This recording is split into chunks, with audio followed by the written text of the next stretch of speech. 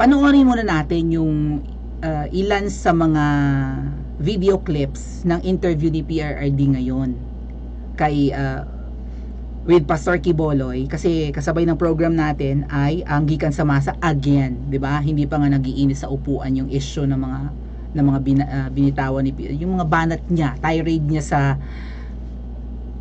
hindi lang sa Speaker of the House, kundi 'di ba yung House of Representatives as a whole. Inaakusahan kasi ni PRRD na most corrupt institution 'yan. Hindi pa nga nagiinit ang puwet ng mga binabati ko si PRRD, eto't may panibago na naman siyang tirades, no? So panoorin natin, kat maigli lang, mauna na tayo sa ibang mga vloggers na mag-react tungkol dito. Ang kanyang mga sagot naman, kasi may follow-up syempre, di ba? Yung mga sinabi ni PRRD last week na most corrupt, tapos di ba, bakit tinanggalan yun ng confidential fund ang anak ko, ganyan. Ang laking tulong kasi sa Davao noon na may confidential fund sila. Tingnan nyo ang Davao, di ba? Most peaceful, if not one of the most peaceful, if not the most peaceful province in the Philippines, di ba? So ang laking tulong nun eh, kasi naharang yung paglakas ng mga NPA, pati siguro yung, di ba, yung pagpo-proliferate ng drug trade sa Davao, napigil dahil may confidential funds sila, ganyan. So ang laking bagay, tapos ngayon pinipilay ng anak ni PRRD. So yun yung mga sinagot-sagot niya last week. Ngayong araw may mga follow-up ang ating Pangulo. So panoorin po natin ang interview niya with Pastor Quiboloy and mag-react tayo patungkol dito. Naku, talagang sisilihan na naman ang puwit ng mga makakaliwa. And malamang ni Speaker Martin, no? Ang tahimik talaga niya, wala siyang banat kay PRRD. Bait-baitan yan. Nagbabait-baitan ba si Speaker Martin? Mabait ba siya? Mabait ba talaga siya? I-comment nyo nga. Okay, let's listen. From your statement on the previous Gikan sa Masa para sa Masa episode, you demanded an audit from the high-ranking officials, especially those in Congress, on how they spent money for public funds. This has prompted different reactions from lawmakers, most of whom vouch for the integrity of the lower house and their strict adherence to the law. In fact, a 60-member party list coalition maintained the support most of the livable Speaker city. Thank you. to transform it into one of the nation's Davao. most respectable institutions. Your reaction to this, Mayor? Pastor, hindi nakuha nila ang Thank you, Ram. the rationale of the whole thing. Yung integrity ng institution ng Congress. Iba yung a demand from a citizen of this country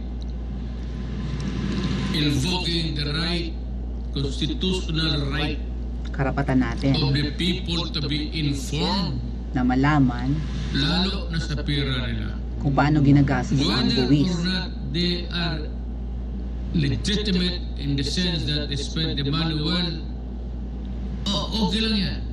But, hanggang bunga lang yan. Wala namang magnanakaw nagsasabi. Aamin, right? Walang magnanakaw na aamin. Many years ago, during Estrada's time, we were the sabi ko kanina. Congress that impeached Estrada. Nandoon ako doon. Sumibro ako, huwag tayong magdukuhan. Alam ko ang ginagawa ng Congress. Yan. Sabi niyo tama? Well, for now, kung tatanggapin ng tao yung sabi niyo tama, edi okay kayo. Bahala na ang tao.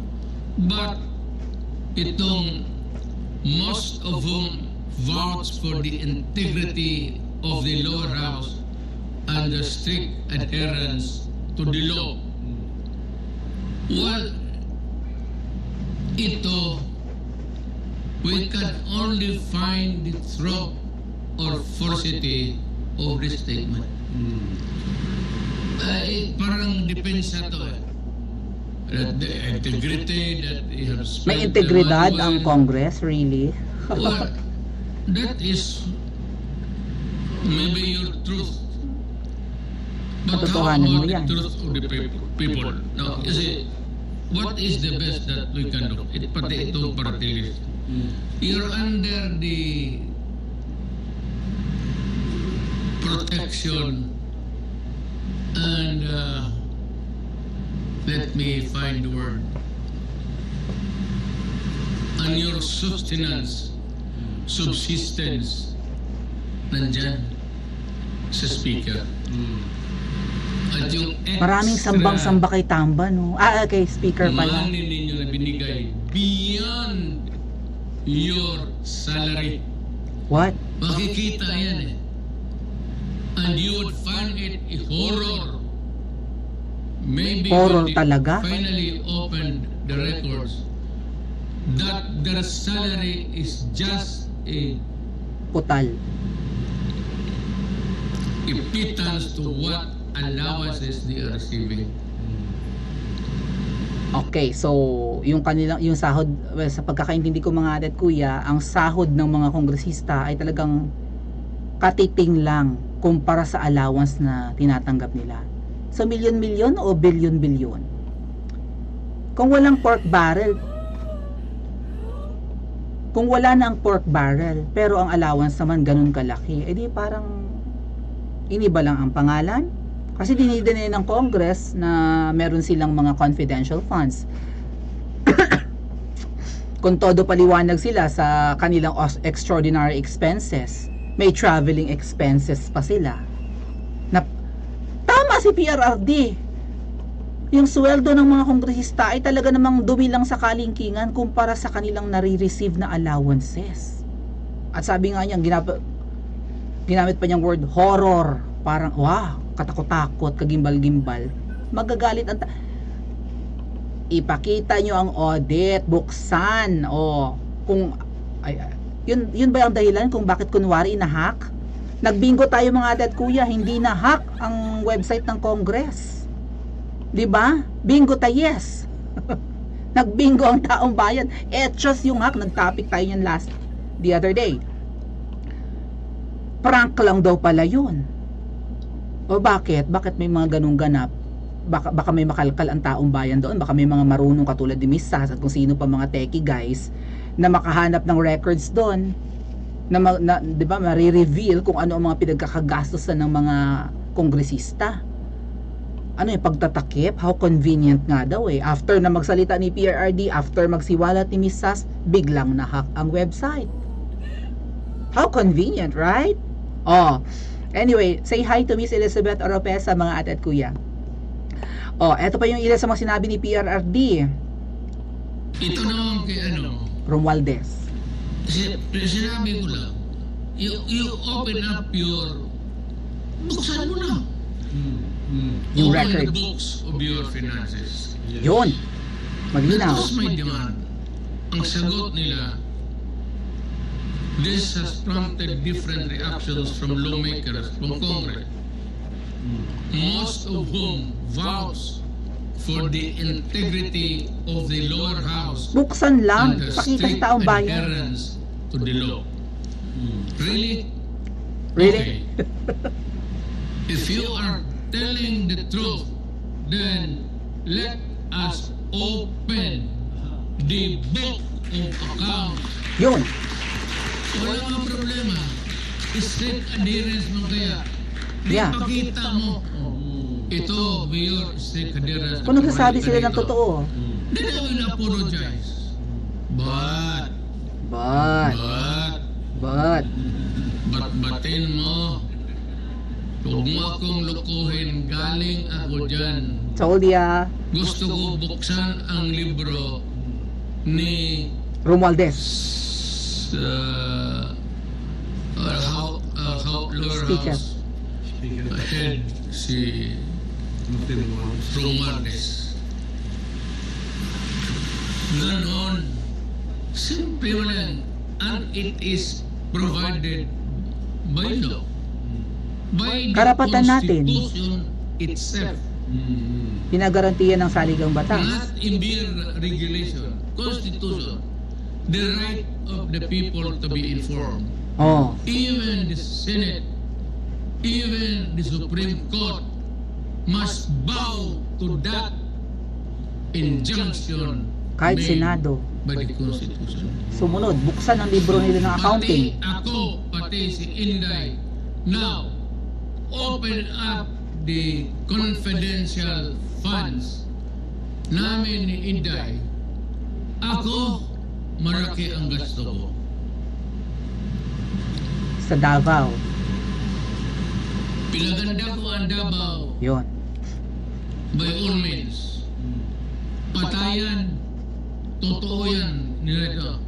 Pinatay ko yung mga enemies of the state. Nice. At yung nag-surrender, tinanggap ko. And look at Davao now. Sige. Ngayon ang tanong ko sa inyo mga ate at kuya, may panibagong banat si PRRD sa Speaker of the House.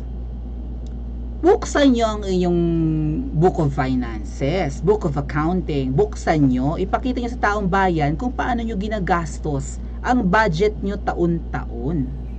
Isang taon pa lang naman, anong kinakatakot? Right? 6 years malamang ang term ng mga kongresista, 3 years. Or ng Pangulo, lahat daw susunod dyan eh. Ginagaranti ng Constitution na karapatan ng taong bayan na makita ang records ng mga expenditures ng mga institusyon na yan. Kahit opisina ni VP Sara, opisina ni Tatay Digong noon sa Davao, buklatin daw, payag siyang buklatin ang kanyang confidential funds noon. At naisaayos niya ang Davao. Kahit ang Pangulo ng Pilipinas, ang Korte Suprema, dapat po open to the public ang records. Ba't hindi kaya? Eh ganyan sa Anemika. Ang ating Constitution, copy sa Anemika. Or at least, ang pattern ay from Anemika. Ang ating gobyerno, pattern from Anemika. Tapos, sa US, kahit maliit na gastos, pwedeng tingnan ng public. Sa Pilipinas, hindi. Isang taon pa lang sila nakaupo, takot na silang i-open sa public, tapos eme-eming na hack. Tapos nung nabuking ni SAS na hindi naman na hack, sinabi, prank lang yon. What is going on? PBBM, pinsan mo oh. Abay, dapat lahat ng sangay ng gobyerno, di ba? Executive Department, Legislative Department na kinabibilangan ni Martin Romualdez, even Judiciary, Korte Suprema. Abay, wala kayong dapat ikatakot na ibulgar sa publiko kung paano kayo gumastos. Anyway, ang daming mangmang na Pilipino. Iilan lang naman. Kaya nyo namang patahimikin, media ang bait, di ba? Hindi nyo kaaway ang media ngayon. Ang dami nyong kakampi, may mga ensaymada vloggers pa kayo, anong kinakatakot nyo? Si Miss Sas lang naman ang gustong makakita ng records. Actually, maraming followers si Sas. So, dumarami na rin ang mga Pilipino gustong makita ang records ng Kongreso.